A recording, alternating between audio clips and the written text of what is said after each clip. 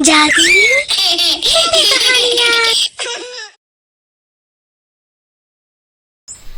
बहुत समय पहले की बात है। बिलासपुर नामक गांव में शिल्पी और रौनक नाम की दो लड़कियां रहती थी। दोनों लड़कियां एक दूसरे से बहुत अलग थी।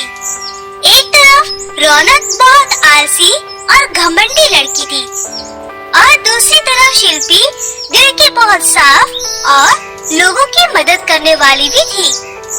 साथ ही शिल्पी दिखने में भी बहुत खूबसूरत थी। दूसरों को दर्द में देखकर वो तुरंत उनकी मदद भी करती थी। शिल्पी अपनी माँ रेनू के साथ रहती थी। रेनू एक धोबन थी।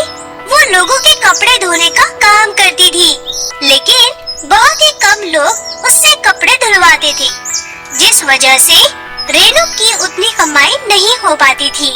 फिर एक दिन शिल्पी, आज बगल वाले मैदान में बहुत बड़ा मेला लगा है, तो हमारे साथ मेला घूमने चलेगी? हाँ, मुझे चलना है। अच्छा ठहरो, मैं अभी अपनी माँ से पूछ कर आती हूँ। उसके बाद शिल्पी अपनी माँ के पास जाकर मेले के बारे में बताने लगती है। माँ, हमारे गांव के पास बहुत बड़ा मेला लगा है। मेरी सभी सहेलियाँ घूमने जा रही है। मैं भी उनके साथ जाना चाहती हूँ। ठीक है बेटी, चली जा, लेकिन शाम से पहले वापस आ जाना। माँ, मुझे थोड़े पैसे दे दीजिए। बेटी, इस वक्त मेरे पास सिर्फ 5 रुपए हैं। ये ले। उसके बाद शिल्पी अपनी सहेलियों के साथ मेला घूमने चली जाती है, लेकिन तभी उसे रास्ते में घायल चिड़िया दिखाई देती है। अरे बाप रे, ये चिड़िया तो बहुत ही घायल है। लगता है इसे बहुत ही गहरी चोट लगी है। हमें इस चिड़िया के जख्मों पर दवाई लगानी चाहिए। दवाई मुफ्त में आएगी क्या? मेरे पास तो सिर्फ गिनती के पैसे हैं। मैं दवाई के पीछे 1 रुपए भी खर्च नहीं करने वाली। हाँ, मैं भी अपने पैसे खर्च नहीं करूँगी। तुम भी कितनी स्वार्थी हो। तुम्हें इस मासूम चिड़िया पर जरा भी तरस नहीं आ रहा? खैर कोई बात नहीं, मैं इसके लिए दवाई खरीद कर लाऊंगी। अरे बेवकूफ, तेरे पास तो सिर्फ 5 रुपए है। अगर तू दवाई खरीदेगी तो तेरे पैसे खत्म हो जाएंगे। फिर तू मेले में कुछ भी नहीं खा पाएगी। उसके बाद शिल्पी दवाई की दुकान पर जाकर चिड़िया के लिए मलहम खरीद लेती है। फिर शिल्पी चिड़िया के जख्मों पर मलहम लगा देती है। मलहम के लगते ही चिड़िया को थोड़ी राहत महसूस होती है। ये देख, शिल्पी बहुत खुश होती है। उसके बाद तीनों मेले की तरफ चल पड़ती हैं और शिल्पी चिड़िया को भी अपने साथ मेले में ले जाती है। मेले में शिल्पी की दोनों सहेलियां तरह तरह के पकवान खरीदकर खाने लगती है और शिल्पी को खाने के लिए पूछती भी नहीं। ये सब देख शिल्पी को बहुत दुख होता है, लेकिन वो उसे कुछ नहीं कहती। मेला खत्म होने के बाद शिल्पी चिड़िया को अपने घर ले जाती है। फिर शिल्पी चिड़िया के लिए एक पिंजरा तैयार करती है और उसे उसके अंदर रख देती है। इस दिन के बाद से शिल्पी रोज अपना ज्यादातर समय चिड़िया के साथ बिताने लगती है। लेकिन फिर एक रात शिल्पी अचानक देखती है कि पिंजरा टूटा हुआ है। अचानक पिंजरा इतनी बुरी तरह कैसे टूट गया और चिड़िया कहाँ गई?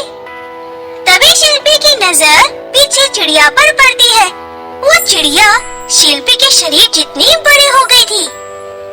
हे भगवान, ये चिड़िया अचानक इतनी बड़ी कैसे हो गई? दरअसल मैं जादुई दुनिया की चिड़िया हूँ। जब मुझे चोट लगी थी तब मेरा आकार छोटा हो गया था और ये मेरा असली रूप है। अरे वाह, तुम तो हम इंसानों की तरह बात भी करती हो। सच में तुम तो अनोखी चिड़िया हो। उस दिन के बाद से शिल्पी चिड़िया को और भी ज्यादा पसंद करने लगती है। फिर एक दिन घनश्याम नाम का एक आदमी शिल्पी के घर आता है। शिल्पी की माँ, कल 10 तारीख है, तो अच्छी तरह याद है ना? हाँ सेठ जी, मुझे याद है। हाँ, और कल मुझे पैसे नहीं मिले तो मैं तेरा घर की नीलामी करके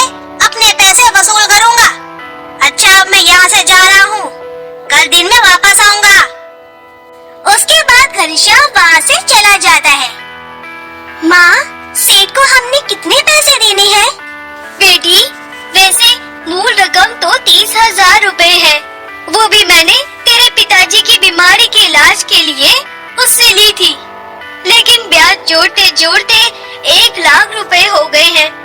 मेरे पास तो इतने पैसे नहीं हैं, लेकिन अब हमें ये घर छोड़कर जाना पड़ेगा बेटी।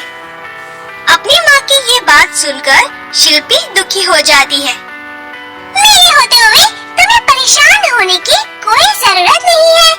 चलो शिल्पी, तुम मेरे पीठ पर बैठ जाओ, मैं तुम्हें बहुत ही खास जगह ले जाऊंगी। उसके बाद तुम्हारी पैसों की समस्या हमेशा के लिए खत्म हो जाएगी। चिड़िया की ये बात सुनकर शिल्पी के मन में उम्मीद की नई किरण जाग जाती है। फिर वो चिड़िया की पीठ पर सवार हो जाती है। देखते ही देखते चिड़िया शिल्पी को हवा में उड़ाते हुए एक खूबसूरत झरने के पास ले जाती है। वहाँ पर एक विशाल पेड़ था और उस पेड़ से एक झरना बह रहा था। अरे वाह, इस पेड़ से ये झरना बह रहा है, कितना सुंदर लग रहा है। ये कोई साधारण झरना नहीं है, बल्कि एक जादुई झरना है। अब देखो झरने का कमाल। फिर झरने में से एक जादुई मेकअप किट आती है। अरे वाह, कितनी सुंदर मेकअप किट है। तुम इस मेकअप किट से जो भी मांगोगी वो तुम्हें मिल जाएगा। घर आकर शिल्पी उस मेकअप किट से सुंदर सी ड्रेस मांगती है। अपनी नई ड्रेस देखकर शिल्पी बहुत खुश होती है। ये देखकर रेनू को बहुत खुशी होती है। फिर अगले दिन रेनू घनश्याम को पैसे लौटा देती है और अपने घर को एक आलीशान घर में बदल देती है। शिल्पी की अमीरी देख उसकी सहेलियां उससे उसके अमीर होने का कारण पूछती है। शिल्पी बिना कुछ सोचे उन दोनों को जादुई झरने के बारे में बता देती है। उसके बाद दोनों लड़कियां वहाँ से चली जाती है। लेकिन अगले दिन दोनों उस जादुई झरने के पास पहुंचकर झरने से जादुई मेकअप किट मांगती है। वो शिल्पी तो बेवकूफ है, उसने सिर्फ पैसे लौटाए और घर बनाया। लेकिन हम घर की जगह सोने का महल मांगेंगे और राजकुमारियों की तरह ऐश आराम की जिंदगी जिएंगे और हम इस दुनिया पर राज करेंगे। फिर रौनक मेकअप किट से सोने का महल मांगती है, लेकिन वो दोनों लड़कियां सोने की बन जाती है। इस तरह लालच और नासमझी के कारण वो दोनों अपने कीमती जीवन से हाथ धो बैठती है। तो दोस्तों, अगर आपको हमारी कहानी पसंद आई हो तो इसे लाइक करना और शेयर करना और हमारे चैनल को सब्सक्राइब करना मत भूलना।